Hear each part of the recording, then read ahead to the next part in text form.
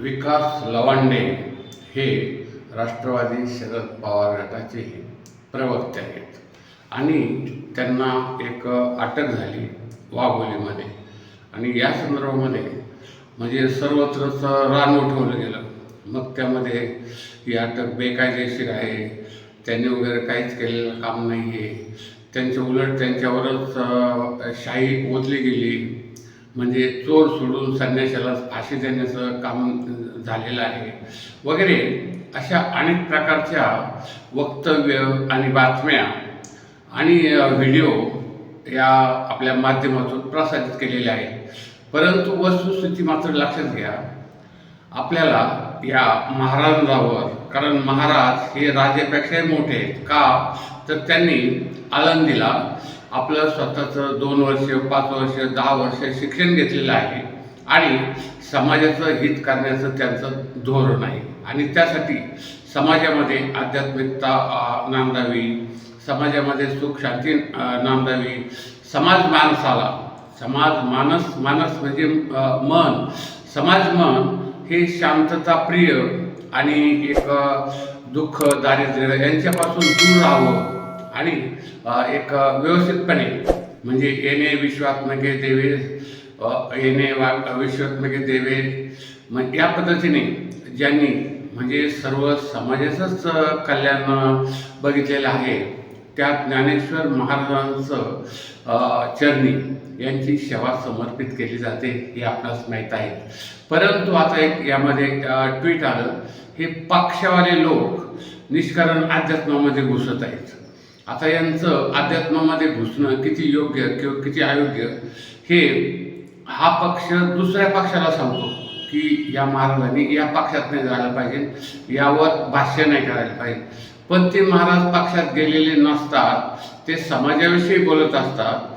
आणि हे जे म्हणजे एकंदरीत दृष्टीकोनातून जर आपण बघितलं तर या महाराजांचं एक समाज मन हे चांगल्या पद्धतीचं विकसित करणं आणि समाजामध्ये एक चांगल्या पद्धतीचा संदेश वगैरे देणं हेच त्यांना शिकवलं जातं संपूर्ण अध्यात्मामध्ये.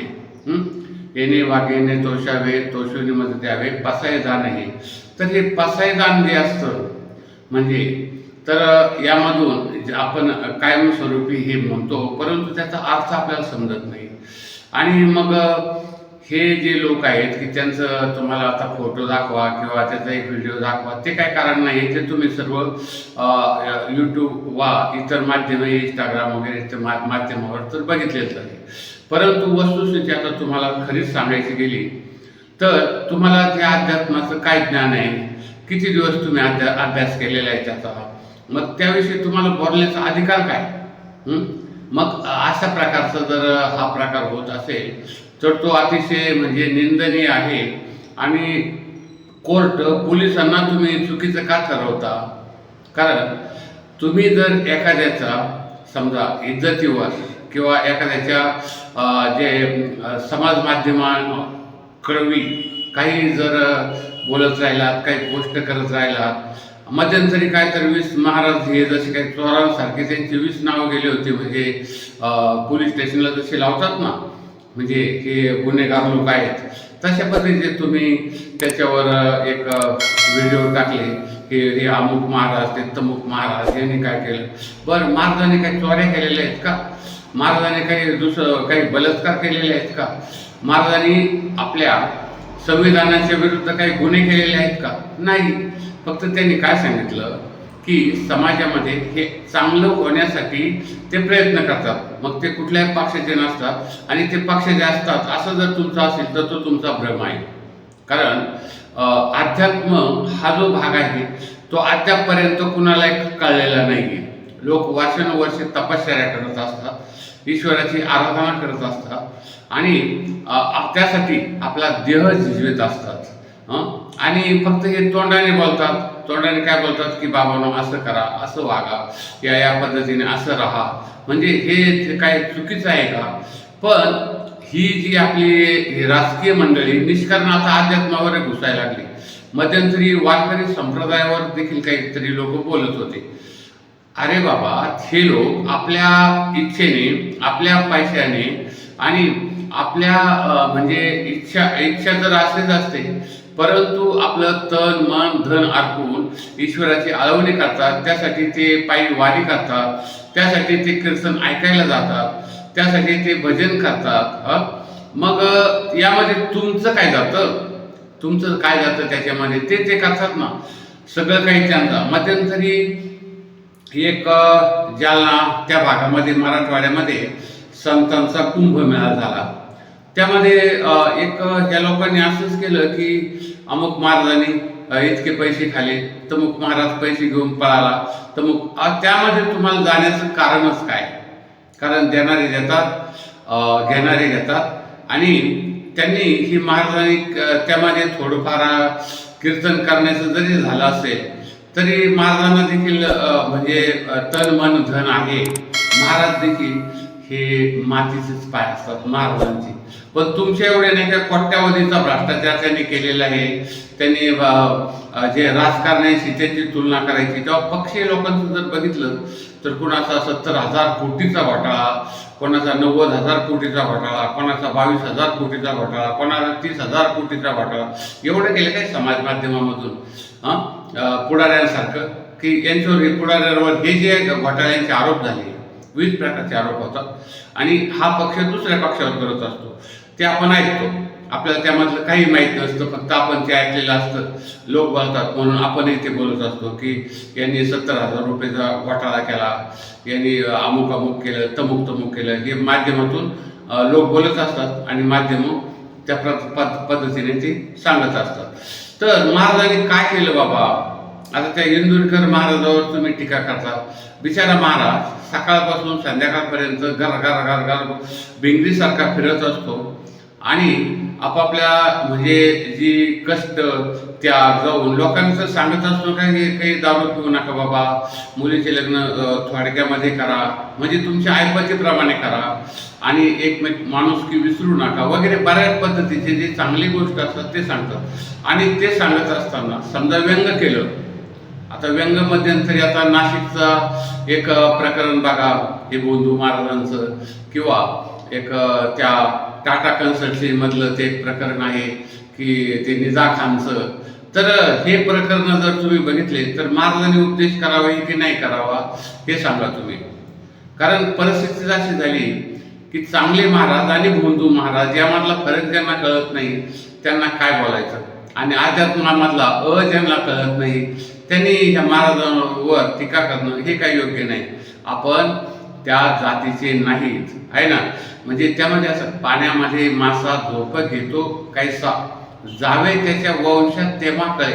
मग हे महाराज कळायचे असेल तर तुम्हाला काय करावं लागेल? तुम्हाला महाराज होऊन महाराजावर टीका करावं लागेल, इंजिनियर होऊन इंजिनियरवर त्याच्यामध्ये तुमचं ज्ञान पाजवावं लागेल, किंवा डॉक्टर होऊन डॉक्टर मधलं ज्ञान दुसऱ्या डॉक्टरविषयी तुम्हाला बोलावं लागेल.